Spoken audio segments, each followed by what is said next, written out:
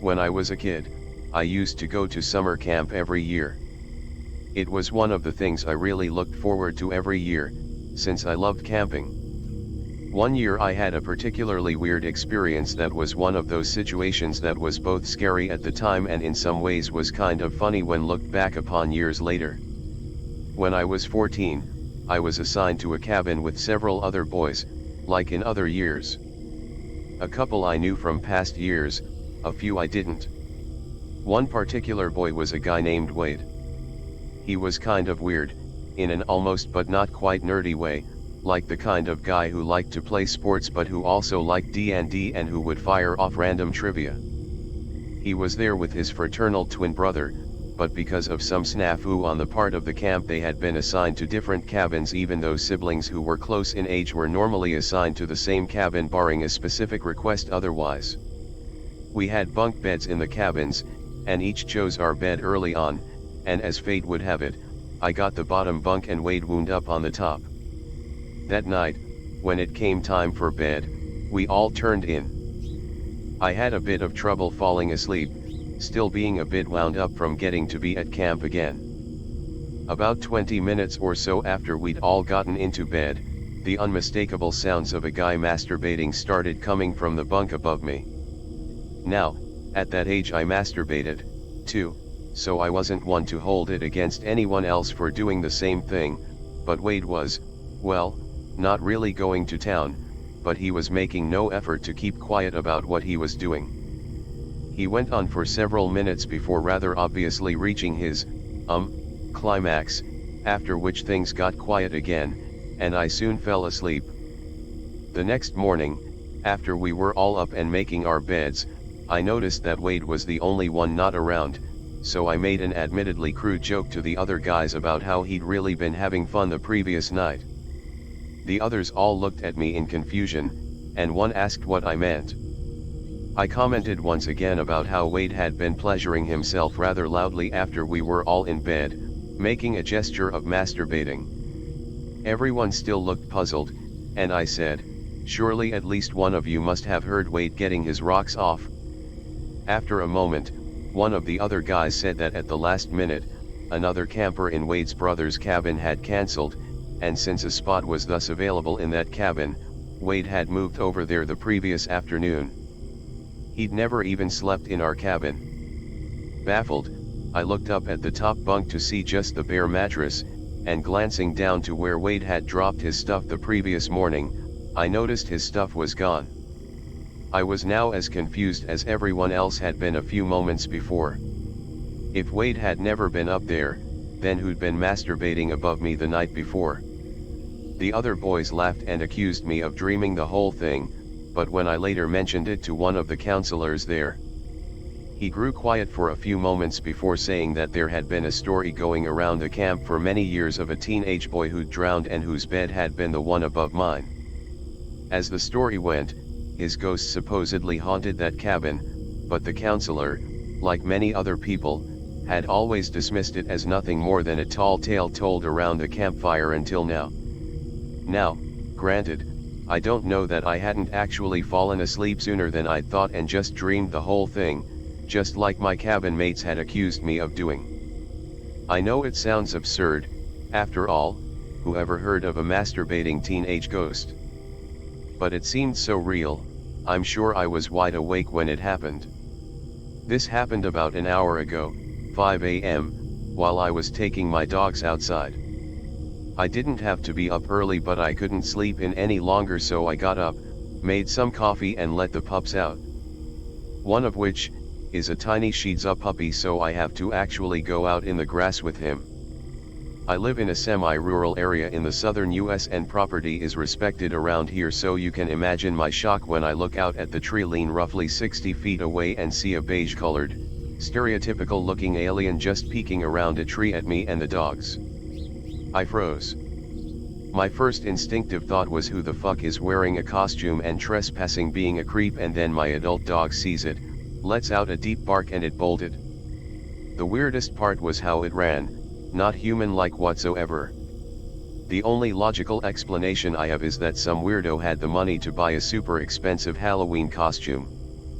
Decided to pull a prank in the strangest location and time, and somehow was such a great actor that he was able to manipulate his body in the most odd way possible to stick to the script. Or it's a beige alien, of which I cannot find any similar reports of that color by other people. Anyway, just came here to share the strangeness, I suppose. Update edit, no prints. I understand that having physical evidence would obviously back up what I'm saying, but I didn't post this for anyone to validate me. I posted it just to share something strange that happened this morning. I fully understand the skepticism and welcome it. Too often, people just believe anything they hear. I also welcome the skepticism because I enjoy sleeping at night. I don't want to believe I saw an alien. I want to assume some random weirdo played an odd prank and I'll be on his stupid TikTok. So my family is full of sensitives. Not like, we walk into your house dripping crystals and saying stuff like there is a spirit of a woman here, we can't tell who, what, when, where, why or anything like that. Can't even tell good or bad. Just that there's something there. Also, if we even think your house is haunted, we won't go because it's uncomfortable to have to sit there and pretend we don't feel anything. There's no rhyme or reason to who can do it or how we feel it. My grandmother feels it in her stomach, mom feels cold wind on her body, my sister doesn't feel anything, and I feel what I can only describe as a vibration where my skull meets my spine. Yes, I have called it Spidey sense more than once. We also have the habit of knowing stuff we shouldn't. I have vivid memories of playing with my great-grandma in a house that collapsed when my mom was 10, and my cousin was one of those children who had the habit of telling people he didn't know. Their stillborn babies are happy where they are and don't want them to be sad. Since we usually show signs when we're still little, 3 to 10 years old, we didn't think the newest batch of children would have the gift since none had any of our bad habits. Not even seeming to get uncomfortable when we feel something. So far as we know, none of us actually see ghosts. Except me and now my nephew. I say so far as we know because the ghost I saw was very normal. Not see-through or blank stare or anything, just a woman in a gray sundress with purple flowers that kinda looked like spider lilies, but I don't know much about flowers and can only remember they were curved and stringy, but definitely flowers. The only weird thing about her was that her hair was natural, which was rare to almost unheard of in the 90s. I had gotten separate from my grandmother in the store and was having a little kid freak out amplified by the "there's something here" feeling. This woman came over to me and said something like she's not far or she's this way, whatever it was. It indicated that she was gonna take me to my grandmother, so I went with her, even holding her hand. It wasn't cold, but I also don't remember it being warm like a person should be. I say she's a ghost because when we turn into the aisle where my grandmother is, I stop getting the ghost feeling, and after taking a few steps towards my grandmother I remember my manners and turn to say thank you to the open air. Even at the time I just think she saw I was reunited and walked away. Well, last week my nephew, now 14, said a woman in a gray dress told him not to take his usual route home. Being in our family, he listened. Turns out, a car ran off the road and plowed into someone's yard on the street he usually takes. My nephew tells us he doesn't know who she is because he hasn't seen her before or since.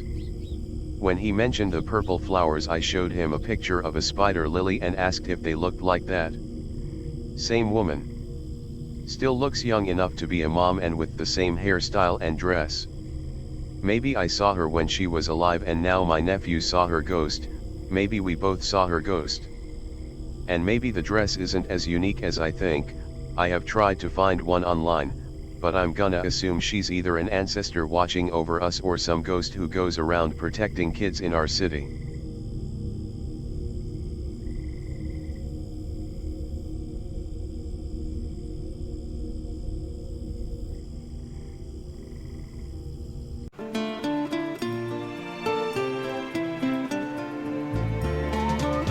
Mosey on down to the Atomic Shaman Trading Post.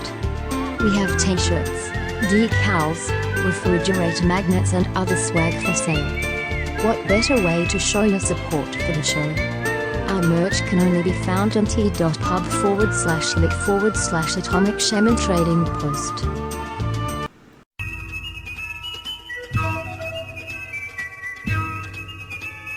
Like, share and subscribe to the channel, and be sure to ring the notification bell.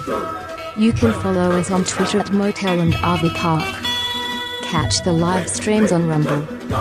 Listen to text-to-speech stories on Atomic Shaman TTS on YouTube.